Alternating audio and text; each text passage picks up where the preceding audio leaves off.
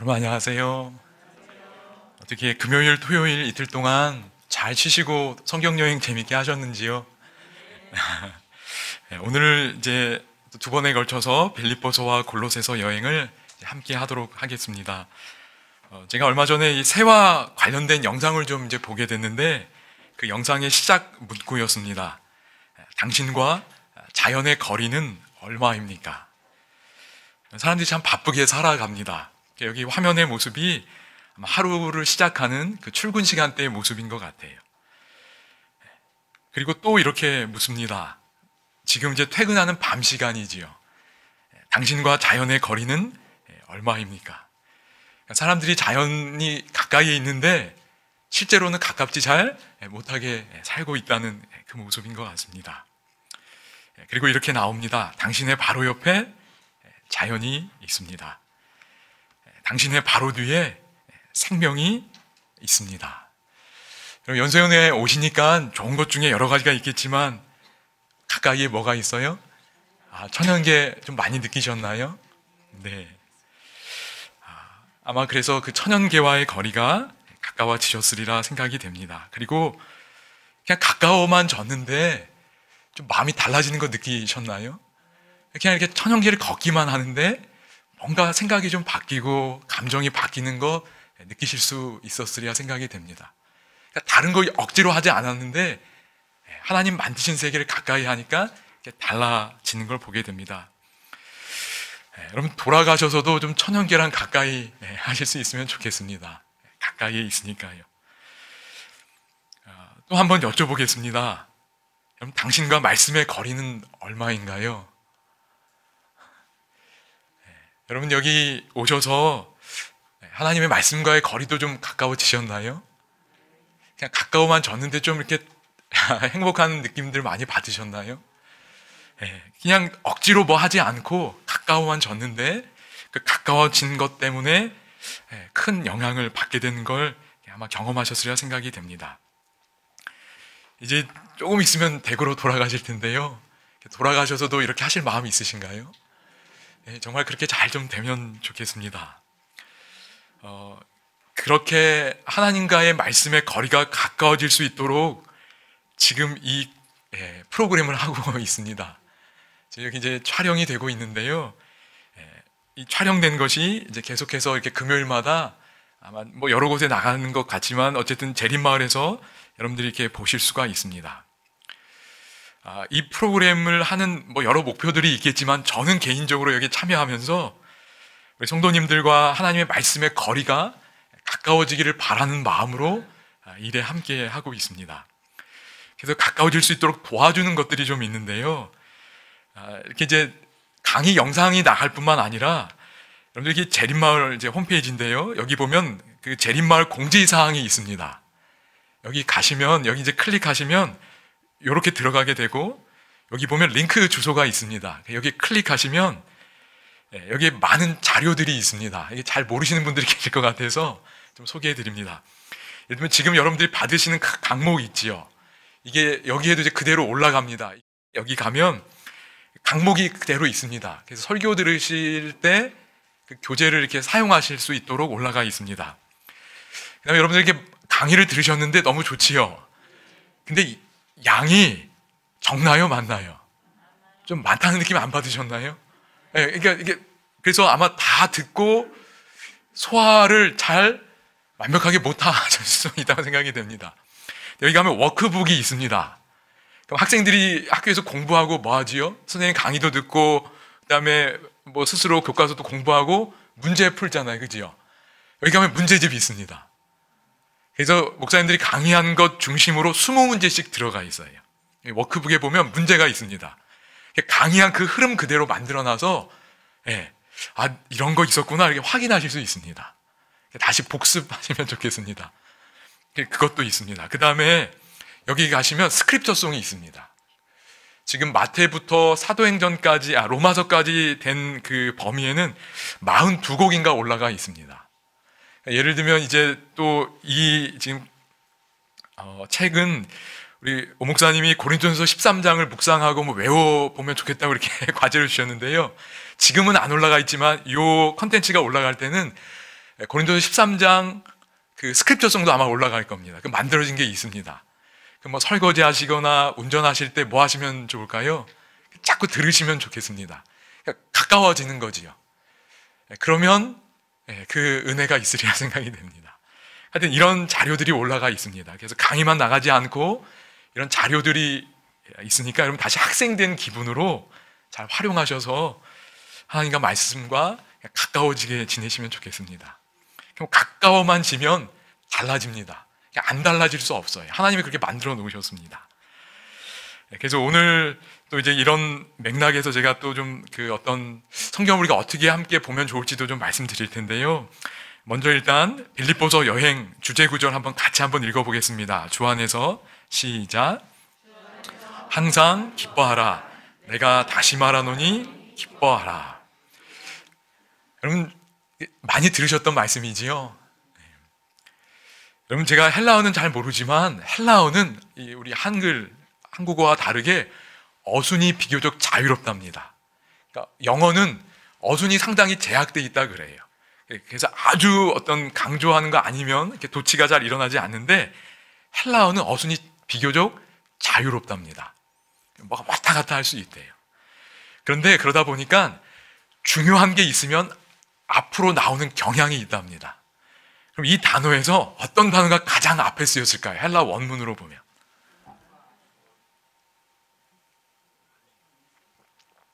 네.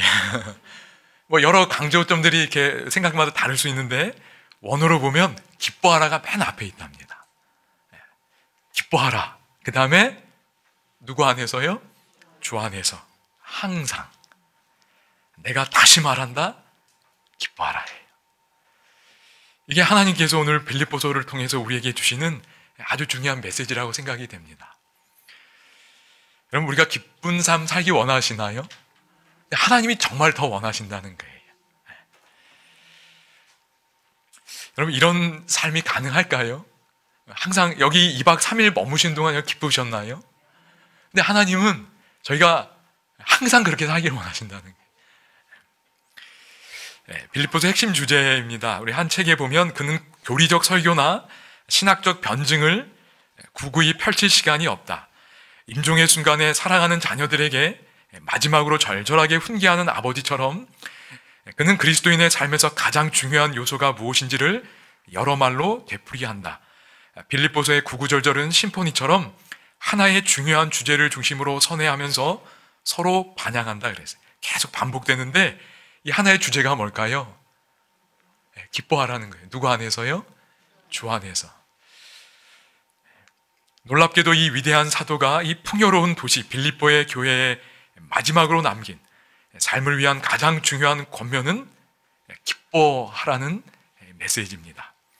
그래서 기쁨과 관련된 단어가 이 빌립보서 4장 가운데 19번이 나온답니다.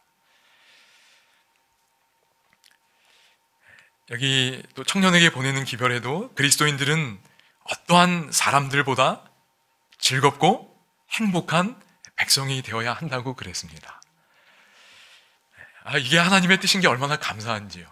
이 세상은 참 이게 기쁜 삶을 살기가 쉽지 않은 것 같아요.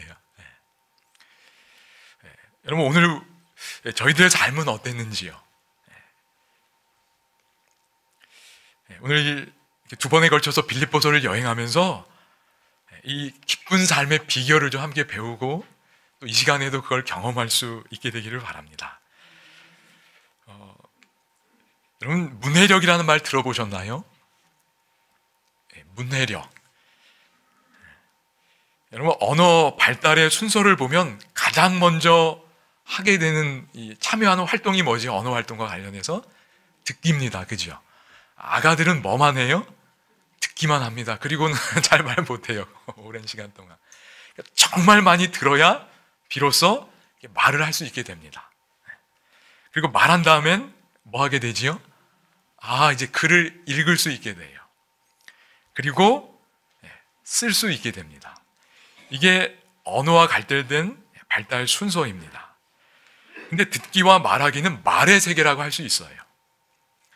그리고 읽기와 쓰기는 뭐지요? 글의 세계입니다. 아이들은 태어나면 말의 세계에 들어가요. 엄마, 아빠, 주변 사람들의 그 관계 속에서 말의 세계 속에 살아갑니다. 그리고 뭐 정보도 배우고 여러 정서도 느끼고 이렇게 경험하게 됩니다. 성장하는 거예요. 그러다가 이제 학교에 들어가고 그렇게 되면 이제 글을 통해 세계를 배우고 성장하게 됩니다. 우리 고린도전서 시간에 여러분들이 그 성숙, 미성숙의 그 관점 속에서 말씀을 배웠는데요. 그것과 완전히 똑같지는 않겠지만 어쨌든 성숙한다는 건 말의 세계에서 어느 세계로 넘어가는 거예요? 글의 세계로 넘어가는 겁니다. 여러분, 여러분들의 자녀들이 글을 모른다. 내 아이가 책을 못 읽는다. 상상하기가 어렵죠. 그럼 그 아이의 성장에는 제한이 있을까요? 없을까요? 제한이 있어요. 그러니까 뭐를 배우게 하는 거예요? 글을 배우게 하는 겁니다. 그러니까 말을 통해서 배울 수 있는 건 제한이 있는 것 같아요. 또 여러 어떤 중요한 요소들이 있겠지만, 그래서 성장하는 과정은 말의 세계에서 글의 세계로 진입하고 이 두 개가 잘 병행되는 겁니다. 여기 근데 요즘 이게 큰 변동이 생기고 있나 봅니다. 여기 계신 분들의 연령대가 다양한 것 같은데요. 여러분, 이런 동화전과 뭐 이런 거 혹시 기억나시나요? 혹시 학교 다닐 때 이런 걸로 배우셨나요? 학교에서 교과서로 배우고 집에 돌아가면 요걸로 공부하셨을 겁니다. 저도 좀 기억이 나요. 제가 뭐 이렇게 전과 이렇게 두꺼운 책 이렇게 있었습니다. 그러니까 저희 세대, 또 기성세대들이 주로 배움은 교과서, 그리고 이런 뭐 전과, 표준전과, 동화전과, 이게 배움의 원천이었어요. 요즘 우리 아이들은 뭘로 배울까요? 이런 거 아니라는 거예요. 지식의 제일 원천이 이제 뭐가 됐어요? 인터넷. 네이버에 검색하면 됩니다. 심지어 이제 그것도 안 한대요. 가장 제일의 원천이 뭐라고 사람들이 공통적으로 이야기하냐면 유튜브라는 거예요. 유튜브를 통해서 배우는 거예요. 이게 전혀 달라졌어요. 근데 유튜브는 아신 대로 글자인가요? 글자가 아닙니다. 영상이에요. 일종의 말의 세계고 어떤 이미지의 세계입니다. 그러니까 글의 세계로 넘어가야 되는데 애들이 잘 못 넘어간다는 거예요. 그러니까 이게 심각한 문제가 되는 거예요. 사회 문제가 되는 겁니다. 그래서 이 문해력이라는 게 등장한 거예요. 글을 이해하는 능력이에요. 그러니까 당신의 문해력이라는 게 2021년인가 EBS에서 이렇게 나왔고 꽤 반향을 일으켰다고 합니다. 그러니까 이제 책으로도 이렇게 나오게 됐고요. 요즘은 EBS에서 문해력 유치원이라는 걸 해요. 올해 시작된 걸로 제가 알고 있습니다. 이게 너무 심각하니까 문해력을 위해서 어릴 때부터 부모들이 교육해야 된다는 거예요. 그러니까 이게 사회 문제가 됐어요. 글을 읽고 활용하는 능력이 점차 떨어진다는 겁니다. 이 문해력이 이런 거예요. 저는 그래서 이 시간에 저희들의 성경 문해력은 어떤가요? 그리고 우리의 다음 세대들의 성경 문해력이 좀 염려되지 않나라는 생각을 좀 여러분과 함께 좀 나누고 싶습니다. 성경 문해력, 성경을 읽고 활용하는 능력이지. 여러분, 아까 말씀드린 것처럼 말의 세계에서 글의 세계로 넘어갑니다. 말의 세계가 좀 더 쉬워요. 여러분, 2박 3일 동안 여기 계시면서 아마 좋은 시간들을 보내셨을 텐데, 여러분 주로 보낸 시간은 무슨 세계예요? 말의 세계입니다. 목사님들이 이걸 연구하고 정리하고 뭐 잘 설명하고 예화도 경험도 하면서 잘 요리를 해서 전해주신 거예요. 듣기가 굉장히 이게 잘 들어오는 거예요. 근데 이제 집으로 돌아가시면 성경을 딱 열면 막 그런 은혜가 오나요? 막 이해가 막 되나요? 아니에요. 그냥 글자만 있어요. 그러니까 이제 글의 세계로 넘어가셔야 돼요. 저는 이게 세 분 목사님들이 이걸 하신 게 저는 너무 감사합니다. 그래서 제가 부족한 점들이 많이 있는데 어쨌든 저는 이게 제 마음에 들 부담이에요. 제가 책 내용을 아주 자세히 잘 설명하는 것도 뭐 중요하겠지만 제게는 그거보다 여러분들이 이제 돌아가시면 스스로 성경을 봐야 되는데 글의 세계거든요. 어렵고 딱딱해요. 그냥 성경 펼치고 가만히 있는다고 메시지가 오는 것도 아니고 감동이 오는 것도 아니에요. 그냥 글자예요. 이 세계로 들어가셔야 되는데 그 세계 속에서 어떻게 여전히 하나님의 음성을 들을 수 있을까? 그게 제 마음의 가장 큰 부담입니다. 이걸 좀 이제 계속 제가 빌립보서 골로새서 때 좀 나누려고 합니다. 여러분들 좀 공감이 좀 되시나요? 여러분 글의 세계에 들어가길 원하시나요? 여러분 스스로도 성경을 읽고 하나님이 내게 이런 메시지를 주고 있구나 느끼기 원하시나요? 그리고 목사님들처럼 단에서 전하실 필요는 없지만 소그룹이든 개인이든 내가 읽고 깨닫고 내게 감동을 준 말씀을 그럼 나누는 은혜를 누리기 원하시나요? 그러려면 글의 세계에 들어가셔야 돼요. 목사님들이 그걸 하시는 거예요. 하나님께서 은혜를 주셔서 이 성경 여행을 저희가 하고 있는데 이게 여러분의 문해력 향상에, 성경 문해력 향상에 도움을 주게 되기를 바랍니다. 그리고 여러분이 그렇게 하셔서 우리 다음 세대들, 여러분 생각해 보세요. 내 자녀가 책을 못 읽어요. 초등학교, 중학교, 고등학생이 돼야 되는데 책을 못 읽는다고 생각해 보세요. 여러분 심각하지 않나요? 어떻게든 여러분 책 읽히려고 하지 않을까요? 근데 내 아이가 교회에 가서 선생님들 이야기는 듣고 목사님 설교는 듣는 것 같은데 성경을 직접 못 읽을 수 있다는 위기감을 가진다면 여러분 이게 보통 문제가 아니라고 생각해요. 여러분들이 이 성경 문해력을 잘 키우셔서 내 자녀들, 우리 소중한 교회 아이들 성경을 읽는 사람들로 도와주시기를 바랍니다. 제가 이제 문해력과 관련된 책들을 좀 이렇게 보는데 가장 중요한 게 뭐냐면 너 많이 읽어라 이거 아니에요. 그걸 독립적 읽기라고 표현하더라고요. 그건 조금 있다가 나중이에요.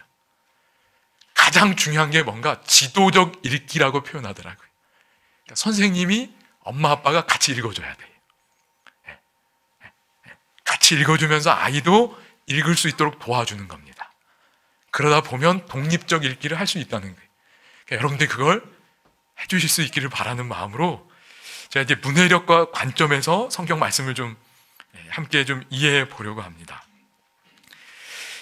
제가 문해력 수업이라는 책을 좀 보니까요, 이 문해력, 글을 읽고 활용하는 능력이 성적하고 매우 밀접하대요. 그러니까 글을 읽는 것만 봐도 이 아이가 대충 어느 그룹에 속하는지를 알 수 있답니다. 여기 대략 이제 이 구분이 되어 있는데요. 하위 5%는 글을 읽을 때 어떤 특성을 보일까요? 성적 하위 5%는 글을 잘 못 읽는답니다. 떠듬떠듬 읽는데요. 하위 15% 이 성적 가진 아이들은 문해력이 어떨까요? 읽기는 읽는데 어색해요. 뭔가 자연스럽지 않답니다. 그 교과서나 이런 것만, 초등학교입니다. 초등학교 선생님이 쓰신 책인데 읽혀보면 대충 느낌이 있대요. 그럼 중위권, 성적 중위권인 아이들은 어떨까요? 읽기는 읽는데요. 소리 내서. 근데 무슨 내용인지 잘 모른대요. 내용 파악이 잘 안 된답니다. 그럼 상위 15% 문해력은 어떨까요? 소리 내서 잘 읽고 그 다음에 뭐 할 수 있어요? 이게 무슨 내용인지 내용 파악이 된답니다. 그게 상위 15% 문해력이에요. 선생님이 학교에서 관찰한 내용입니다.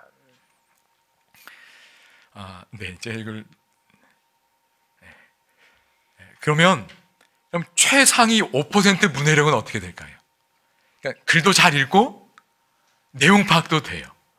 근데 최상위권 아이들은 요게 있는데 요건 제가 다음 시간에 말씀드리겠습니다. 궁금하시지요? 우리 아이는 여기에 해당될 수 있을까? 내 손자 손녀는. 제가 보고 그렇구나. 제가 공감했어요. 근데 제가 요게 성경 읽기에도 적용될 수 있는 것 같아요.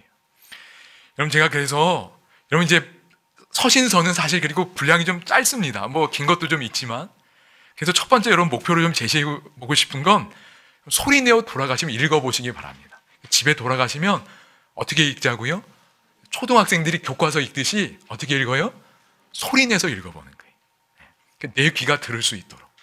그리고 배웠던 거 생각하고 그 장면들, 상황들 상상하면서 내 감정을 넣어서 한번 읽어보시기 바랍니다. 그러니까 그렇게 읽으면 초등학교 아이들을 독서 지도하는 선생님들이 아이고 너 책 잘 읽었다 그러는 거예요. 그냥 거기서 막 무섭고 놀라운데 그냥 기계적으로 읽으면 잘 읽은 걸까요? 아니겠지요. 그러니까 여러분도 돌아가셔서 읽어보시기 바랍니다. 제가 이렇게 천천히 한번 읽어보니까 20분이면 다 읽더라고요. 빌립보서 골로새서는 4장인데 20분이면 다 읽어요.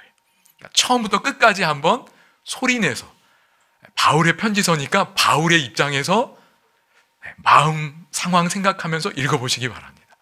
그거 되면 몇 퍼센트 여러분 문해력 보이시는 거냐면 중위권까지 되는 겁니다. 네. 그러니까 소리내서 잘 읽으면 다 하시겠죠. 두 번째는 뭐냐면 읽으면서 여기서 이제 그 강의 들으셨던 거나 제가 이제 오늘 말씀드릴 것들 이렇게 단락별로 어떤 내용들 요약해서 드렸는데 그 본문의 내용을 파악하시면서 한번 해보시는 겁니다. 아, 요 얘기 하는구나. 그러면 요거까지 되면 여러분이 상위권이 되신 거예요. 요게 만약에 잘 안 되면 이제 또 그 강의 자료들을 활용하시면 요거까지 뭐 잘 되실 수 있으리라 생각이 됩니다. 그런데 제가 하나 좀 부탁드리고 싶은 게 있습니다. 여기 시조사에서 나온 책입니다. 빨간 의자, 하나님을 만나는 빨간 의자라는 책인데요. 자녀들과 함께 그 하나님의 말씀을 어떻게 보면 좋을지 쓴 책이에요. 이 쓴 책은 분은 교육 전문가십니다. 근데 이분이 어떤 내용을 했냐면 내가 깨달은 것은 성경을 단순히 읽는 것과 깊이 연구하는 것 사이에는 차이가 있을까요? 없을까요? 차이가 있어요. 이 차이를 이해하고 경험하면서 나는 아침에 하나님과 함께 보내는 시간이 완전히 달라졌대요. 성경을 단순히 읽는 것과 성경을 공부하는 것의 주요한 차이점은 뭐라는 한 가지 중요한 행동으로 귀결된다 그랬어요. 어떤 행동일까요? 그러니까 이 행동을 하면 깊이 연구하는 거예요. 이걸 안 하면 그냥 단순히 읽는다는 거예요. 이 두 사이에는 큰 차이가 있다는 겁니다. 어떤 행동일까요? 아, 정답이 나왔습니다. 아, 집사님 아마 그렇게 하고 계시는 것 같아요. 뭐라고요? 기록하는 거예요. 여러분, 단순하지요. 우리 아이가 학교에 가서 공부하는데 물론 머리가 아주 좋으면 이거 안 해도 될 것 같아요. 근데 보통 우리 사람들인데 기록을 하나도 안 해요. 그럼 여러분 마음에 염려가 되실까요? 안 되실까요? 아, 여러분들은 다 좋은 이 두뇌 자녀들, 손녀인가 봅니다. 여러분, 기록하기만 해도 뭐 될 수 있다고요? 이게 연구가 되는 거예요. 여러분, 돌아가셔서 성경을 이제 글의 세계에 들어가셔야 돼요. 이게 시간이 좀 필요할 텐데 내가 읽을 때마다 뭐 하자고요? 기록을 꼭 좀 남기시면 좋겠습니다. 그래서 지금도 강목 드리는 겁니다. 이것만 해도 깊이 연구하는 거예요. 소리내서 읽어보고 내용을 파악하면서 읽고 그러면서 어떤 내용 파악한 거나 어떤 생각을 하나님이 주시면 그걸 뭐 하자고요? 기록만 해도 그게 연구가 될 수 있습니다. 좀 해보실 수 있을까요? 그렇게 한번 해보시기 바랍니다. 자, 이제 빌립보서의 배경 및 내용 좀 들어가겠습니다. 제가 좀 빠르게 다 하진 않고 간략간략하게 좀 하겠습니다. 여러분 아시는 것처럼 빌립보서는 편지서입니다. 어디서 썼어요? 감옥에 있을 때 썼습니다. 그래서 옥중서신이라 그러지요. 그 서신서를 잘 이해하기 위해 중요한 것 중 하나는 그 상황을 이해하는 거예요. 이게 편지를 왜 썼지? 그 편지 쓸 때의 상황을 이해하면 그 마음이 느껴집니다. 그럼 편지를 읽을 때 중요한 거는 그 정보를 읽는 것도 중요하지만 뭐를 느껴야 돼요? 마음 느끼는 게 더 중요하지 않나요? 편지를 썼는데 뭐 연애 편지든 뭐든 썼는데 사랑한다는 마음은 못 느껴요. 그냥 정보만 느끼면 편지의 목적이 안 된 거예요. 그러니까 마음을 느껴야 돼요. 마음을. 그래서 상황을 좀 알아야 됩니다. 그럼 빌립보서가 기록된 상황을 좀 보겠습니다. 바울이 로마의 감옥에 갇혔다는 걸 빌립보 교회가 알았어요. 근데 빌립보 교회가 가만히 있지 않았습니다. 그래서 에바브로 디도를 통해 바울에게 선물을 보냅니다. 그런데 에바브로 디도가 바울에게 와서 함께 머물다가 병이 들었는데 거의 죽게 됐어요. 병 들어서. 그리고 그 에바브로 디도가 병이 들어 거의 죽게 되었다는 걸 빌립보 교회가 듣게 됩니다. 그리고 에바브로디도나 바울이 그걸 알아요. 그러니까 에바브로디도가 나 때문에 빌립보 교회 성도들이 염려할 걸 생각하니까 더 근심이 되는 거예요. 바울도 마찬가지입니다. 그런데 하나님께서 긍휼히 여기시고 에바브로디도를 살게 하셔요. 이런 내용들이 빌립보서에 나옵니다. 그럼 바울과 에바브로디도의 마음이 기뻤을까요? 너무 기쁜 거예요. 그래서 그 기쁜 소식을 전하기 위해 에바브로디도를 다시 빌립보 교회로 보냅니다. 근데 보낼 때 그냥 보내지 않고 에바브로디도 손에 뭐를 들려 보낸 거예요? 그 편지를 써서 보낸 거예요. 이게 기본 상황이에요. 좀 마음이 느껴지시나요? 아직 저희가 안 읽어봤지만 그 바탕에 어떤 정서가 있을 것 같아요? 기쁨의 정서가 있는 거예요. 상황 자체가 그런 상황입니다. 이런 일이 기원 후 61년, 62년경 로마에서 있었던 것으로 이제 생각이 됩니다. 그런데 여러분이 이제 빌립보서를 읽으실 때 그 내용을 크게 세 가지로 보시면 돼요. 그럼 제가 이렇게 그 초등학교 2학년, 5학년 아이들이 있는데 2학년짜리 공부하는 걸 보니까 수학 공부하는 걸 보니까 수학을 공부하면요 도형을 공부하잖아요. 그럼 첫 번째 하는 게 뭔지 아세요? 삼각형, 사각형, 원 분류하는 거 배우더라고요. 그러니까 이걸 알고 분류할 수 있어야 돼요. 그럼 내용을 보시고 내용을 파악한다는 건 분류하는 거예요, 일종의. 그럼 이제 빌립보서를 보시고 여러분들이 이렇게 세 가지로 분류하실 수 있으면 됩니다. 내가 읽는데 이게 감사를 표현한 건지, 아니면 나의 소식을 전하는 건지, 아니면 영적인 권면을 하는, 요 세 개예요, 빌립보서는. 여러분이 그래서 보시면서 지금 요거 하고 있구나 이렇게 분류하실 수 있으면 됩니다. 이게 빌립보서의 개요입니다. 여러분 자료에도 이렇게 드렸는데요. 이건 사람 연구하는 분들마다 다 다를 수 있습니다. 저도 이 책에 있는 한 내용을 소개해 드렸습니다. 근데 요게 연구예요. 이렇게 내용 파악하고 이렇게 기록하는 것. 그러니까 저희가 다 똑같이 할 수는 없습니다. 그러나 이런 것들을 참고하셔서 여러분들 나름대로 이렇게 할 수 있으면 요게 연구입니다. 내용 파악이에요. 하나씩 좀 잠깐 보겠습니다. 감사의 마음을 표현한 겁니다. 여기 1장 1절로 11절 부분인데요. 내가 너희를 생각할 때마다 나의 하나님께 뭐 한대요? 감사한답니다. 그러니까 시작할 때부터 내가 너희 생각만 하면 마음에 뭐가 생긴다는 거예요? 감사한다. 여러분 그런 분 있나요?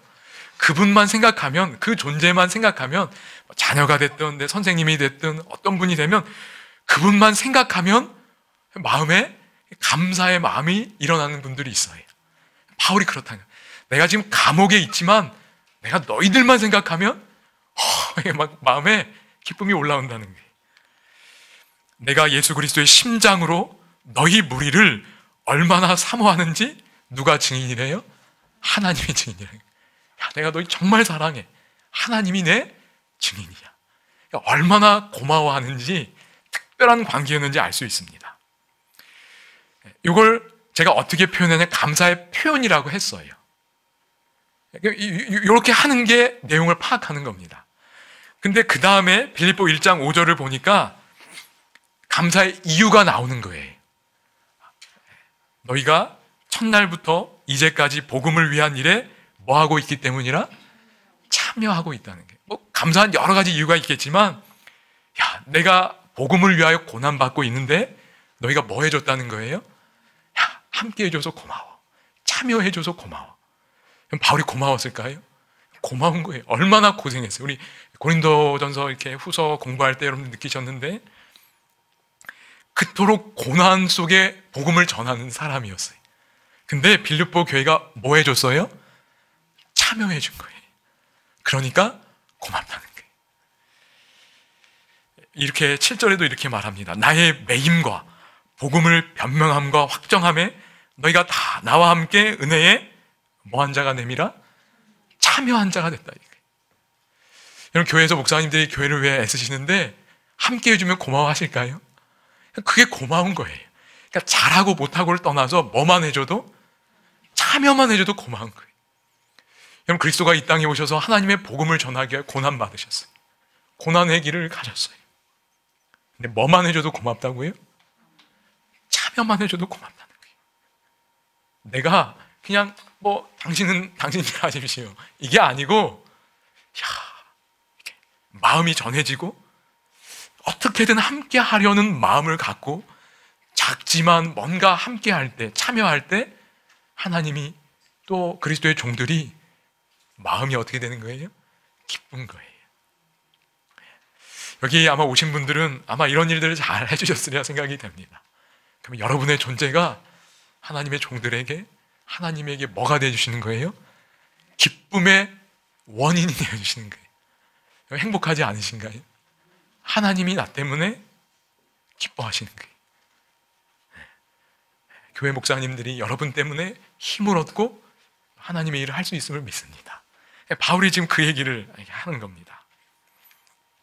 그래서 이렇게 간단하게 단락을 정리할 수 있습니다. 이 1단락은 빌립보 교회를 향한 감사와 기쁨을 표현했다. 여러분 대단한 거 아니잖아요, 그지요?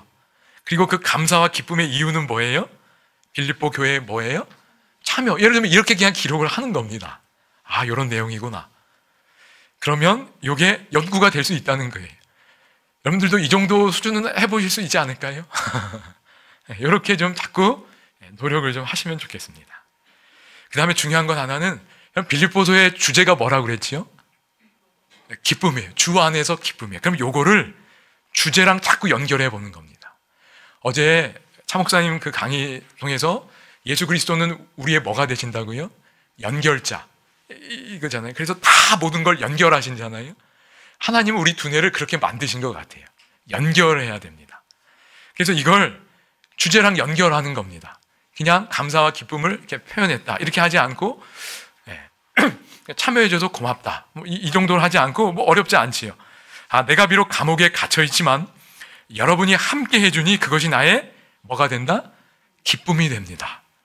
참여해준 그 기억이 기쁨이 되어줍니다. 아, 요게 기쁘게 살 수 있는 비결이구나. 이렇게 주제와 또 연결해 보는 겁니다. 그러니까 자꾸 이렇게 주제랑 어떤 부분들을 자꾸 연결하다 보면 내 마음에 어떤 메시지가 이렇게 형성되는 걸 느낄 수 있습니다. 그 다음에 빌립보서 내용이 자신에 대한 소식을 이렇게 전하는 건데요.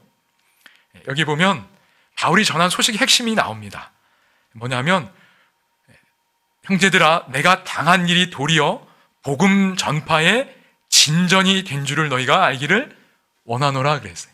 그러니까 바울이 감옥에 있는 자신의 형편에 대해 알리는 가장 말해주고 싶은 소식이 뭐였어요?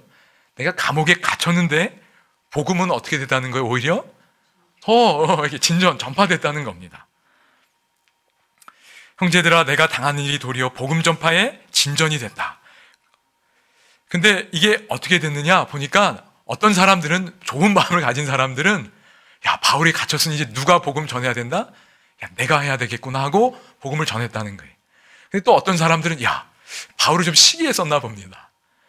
그러니까 바울이 이제 감옥에 갇히고 영향력이 감소했으니, 야, 이때 내가 열심히 일해서 내 영향력을 좀 키워야겠다, 이런 마음으로 또 복음을 전한 사람도 있었던 것 같아요. 바울이 그걸 알았어요. 그런데 말하는 거예요. 그러면 무엇이냐? 거칠애로 하나 참으로 하나 무슨 방도로 하든지 전파되는 것은 누구라고요? 그리스도라는 거예요. 이로써 나는 기뻐하고 기뻐한다. 그러니까 뭐 어떤 이유가 됐든 그리스도만 전파될 수 있으면 나는 기뻐한다는 거예요. 바울의 삶의 이유와 목표가 뚜렷했던 거예요. 저희도 이런 태도 가지면 좋을까요? 혹 내 자존심이 좀 상해도 누가 전에만 칠 수 있으면요, 예수님만 전해질 수 있으며, 교회만 더 연합하고 화목할 수 있으며, 뭐 할 수 있다고요? 바울은 기뻐한다는 거예요. 이 바울의 마음을 느끼실 수 있으면 좋겠습니다. 그리고 그 마음이 내 마음이 될 수 있기를 바랍니다. 하나님이 주셔야 돼요. 바울은 그 마음으로 산 거예요. 그래서 항상 기뻐할 수 있었습니다. 하나님의 교회, 하나님의 복음은 하나님이 하시기 때문에 그렇습니다. 이렇게 또 정리해 보는 겁니다. 이제 영적인 권면 간단하게 좀 보겠습니다. 여러분, 바울이 복음에 대하여 관심이 많았는데 영적인 권면을 시작하는 부분입니다. 첫 서두에 뭐라고 얘기하냐면, 같이 한번 읽겠습니다. 오직 너희는, 시작. 오직 너희는 그리스도의 복음에 합당하게 생활하라. 복음이에요. 바울은 늘 복음이었습니다. 여러분, 어떻게 사는 게 복음에 합당하게 사는 걸까요?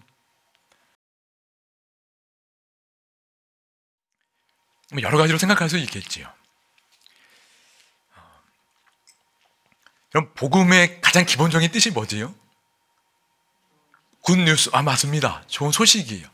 그러면 굿뉴스면 여러분 뭐 하고 싶으셔요? 전하고 싶지 않으신가요? 네. 어제도 밤에 제가 사무실인데 10시 반인가 됐는데, 제 둘째 아이가 지금 어딜 좀 갔는데, 이렇게 좀 어떤 집회에 좀 갔습니다. 근데 그날 정말 재밌는 걸 경험했나 봐요, 어저께. 전화해서 10시 반인가 아직 안 되고 전화했어요. 그리고 뭐 해주려고 전화했을까요? 자기가 경험한 거 말해주고 싶어서 전화한 거예요. 제가 마무리를 막 하고 있었는데, 아빠 제가 카톡으로 사진 보낼 테니까 그거 보라 그러고.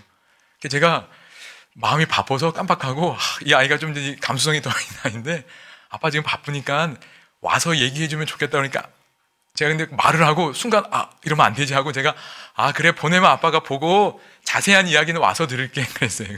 그때 아이가, 엄마가 그러더라고요. 벌써 이렇게 카톡으로 자기 그 엄마 찍은 사진 고르고 있다고 그러더라고요. 그래서 보내줬어요. 그래서 제가 보고 와서 더 얘기하자 그랬어요. 그러니까 아이들은 본성적으로 그런 것 같아요. 이게 여러분 자녀들, 손자, 손녀도 그렇지 않나요? 좋은 일 경험하면 뭐 해주고 싶어 해요? 이야기해주고 싶어 해요. 그럼 복음이에요. 굿뉴스예요. 그럼 뭐 해주고 싶으셔요? 전하고 싶은 거예요. 코로나가 완전히 끝났대. 코로나 100% 해결할 수 있는 백신이 나왔대. 전하면 뭐 하고 싶으셔요? 당장 막 말해주고 싶지 않나요? 그러니까 복음에 합당하게 생활하는 건 말해주고 싶어야 돼요. 그게 내 마음에 있어야 진짜 복음을 아는 거예요. 바울도 이렇게 얘기해요.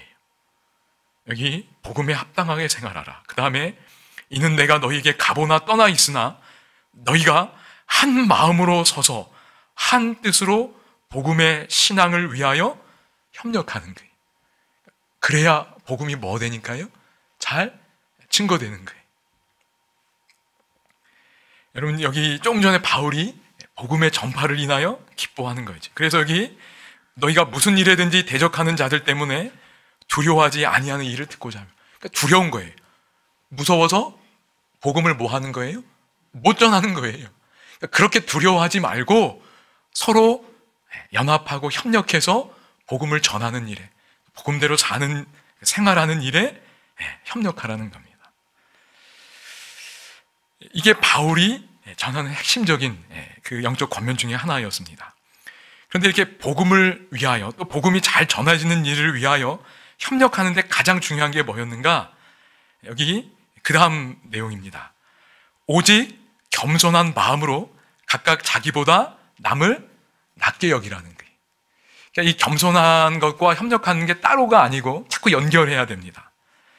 그럼 왜 분열되나요? 이게 만약에 겸손한 마음으로 자기보다 남을 낮게 여길 수 있다면 분열이 될까요? 안 될까요? 분열이 안 되지요. 아니, 상대방을 더 높여주고 상대방을 더 존중해주고 나보다 더 이렇게 좋은 뛰어난 사람이라고 여기는데 왜 분열이 생기겠습니까? 그러니까 바울이 이 얘기를 하는 거예요. 그 다음에 이 두 가지를 연결하는 거고, 그 다음에 이제 5절부터 보면 이 내용이 나옵니다. 유명한 구절이고 연소원에 있는 이 표현입니다. 너희 안에 이 마음을 품으라. 곧 그리스도 예수의 마음이라. 왜 이 얘기를 갑자기 하지? 어떤 교리를 설명하기 위함이 아닙니다. 누가 그렇게 하셨다는 거예요? 예수님이 그렇게 하셨다는 거예요. 그러니 내 생각의 중심에 예수님이 계시다면 우리도 뭐 할 수 있다는 거예요? 겸손하고 다른 사람을 나보다 더 낮게 여길 수 있다는 거예요. 높일 수 있다는 겁니다. 왜요? 예수님이 종으로 오셨고 그분을 낮추시고 죽기까지 복종하셨기 때문입니다.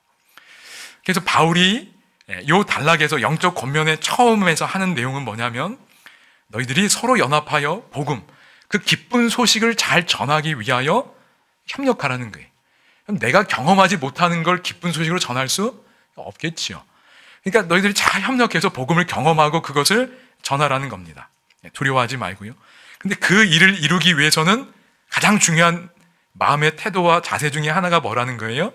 겸손한 마음으로 남을 나보다 낮게 여기라는 거예요. 그리고 그 일을 위해 누구를 생각하라는 거예요? 우리에게 그 아름다운 모본을 보여주신 그 마음을 우리에게 넣어주실 예수님을 품고 생각하라는 거예요. 이게 이렇게 한 덩어리가 되는 겁니다. 이렇게 하면 이 단락이 내용 파악이 되고 정리가 되는 거예요. 그리고 그걸 내가 이렇게 기도하면서 하면 하나님께서 우리에게 이런 마음을 넣어주실 줄로 믿습니다. 이렇게 살면 이게 끝났나요, 여러분들? 여기까지 한 다음에 뭐 하자고 그랬지요? 핵심 주제와 연결해 보는 거예요. 뭐 별거 아닌 거 가지고 자꾸 그렇게 하는 겁니다. 여러분, 이렇게 살면 우리가 기쁜 삶 살 수 있을까요? 네. 이렇게 그래서 예수의 마음을 품고 연합하여 복음을 위하여 서로 협력하는 삶이 기쁨 충만한 삶을 이룬다. 여러분, 이렇게 교회 생활, 신앙 생활하면 행복할까요? 이게 가장 중요한 요소 중에 하나가 될 수 있음을 믿습니다. 여러분들도 돌아가셔서 이 정도는 좀 해보실 수 있지 않을까요? 뭐 이렇게 복잡해 보이지 않지요. 이렇게 좀 한번 해보시면 좋겠습니다. 제가 그리고 시간 관계상 이 다음 내용을 좀 생략하고 이제 마지막 이제 정리 좀 하도록 하겠습니다. 여기 그 교회에 여러 또 기쁨을 방해하는 요소들이 있었는데 여기 어떤 유대주의자들, 어제 우리 그 차목사님 갈라디아서에서 배웠던 그런 내용들입니다. 그런 내용들 그 자료를 좀 참고하셔서 좀 말씀 이해하시는데 도움 삼으시면 좋겠습니다. 그러니까 그리스도를 의지하지 않고 의식을 의지하고 그렇게 되면 여러분 기쁜 삶을 살 수 없습니다. 여기 빌립보 교회가 처한 어려움 중에 하나가 거짓 교훈이 있었는데 특별히 여기 개들을 삼가고 행악하는 자들을 삼가고 손 할례당을 삼가라는 거예요. 갈라디아서 공부할 때 저희 할례에 대해서 배웠습니다. 이게 그리스도와 대체, 이게 뭐랄까, 완전히 대치되는 거였습니다. 그러니까 양립 불가능하다는 이야기를 들었어요. 그냥 그리스도도 있고, 뭐 이 정도가 아니라, 그래서 여기 보면 이런 거에 대해 경고했습니다. 그럼 이걸 왜 경고했을까요? 여러 가지로 생각할 수 있지만 빌립보서에서는 기쁨이라는 주제와 연결하면 그리스도를 의지하지 않고 다른 것들을 육체를 신뢰하고 다른 어떤 행동을 의지하면 기쁜 신앙생활 할 수 있을까요? 없을까요? 그게 안 된다는 거예요. 오직 그리스도를 의지할 때 우리가 기쁜 신앙생활을 할 수 있다는 겁니다. 이렇게 이해해 보시면 좋겠습니다. 그리고 제가 여기 여러분 꼭 하나 기억해 드리고 싶은 얘기는 여기 다시 책으로라는 그 한 책인데요. 읽기에 대해서 아주 심각하게 잘 연구된 책입니다. 여기 깊이 읽기 핵심적 요소 가운데 하나가 여기 뭐라고 되냐면 한 책을 인용하면서 이 저자가 깊이 읽기의 핵심적인 요소를 읽기는 뭐 되는 거라고요? 누적되는 거예요. 그러니까 이게 없어지는 게 아니라 내 안에 남습니다. 그래서 또 다른 글을 읽을 때 이해할 수 있도록 도와준다는 거예요.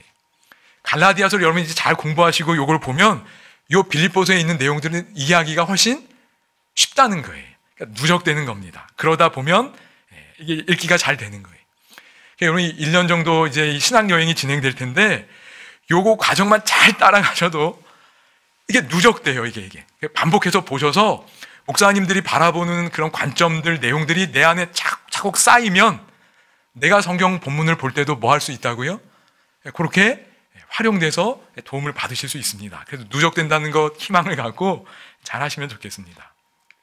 그래서 육체를 신뢰하지 아니하는 우리가 할례파라고 얘기합니다.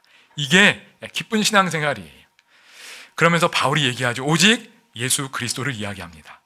내게 유익하던 것을 내가 그리스도를 위하여 다 해로 여길 뿐더러 또한 모든 것을 해로 여김은 내 주 예수 그리스도를 아는 지식이 가장 고상하기 때문이라. 내가 그리스도를 위하여 모든 것을 잃어버리고 배설물로 여김은 그리스도를 얻고라 그랬어요. 그러니까 바울이 경험한 게 뭐예요? 예수님이 얼마나 보배로운 분인지를 발견하게 된 겁니다. 그래서 육체를 신뢰하지 말고 오직 그리스도를 자랑하라. 그리고 그리스도를 알기 위해 추구하는 삶을 살라고 그랬어요. 어제 에베소서 하면서 우리의 충만하게 되는 것은 뭐와 비례한다고 그랬냐면 그리스도를 아는 것과 비례한다고 그랬어요. 그 내용과 연결하시면 내가 그리스도를 알아갈수록 기쁨은 커지는 거예요. 깊어지고 넓어지는 겁니다. 여러분, 그런 삶을 살아가실 수 있기를 바랍니다. 그러니까 바울이 그걸 경험한 거예요. 너무 깊어지고 너무 넓어졌어요. 그래서 감옥에 있는데도 충만한 기쁨이 사라지지 않는 겁니다. 그리스도를 알아야 기뻐할 수 있어요. 아는 만큼 기쁨이 비례할 걸 믿습니다. 바울이 그걸 보여주는 거예요. 여러분, 이 화면에 보이는 책은 성경책인데요. 제가 고등학교 3학년 때 보던 성경책입니다. 저는 모태 신앙인입니다.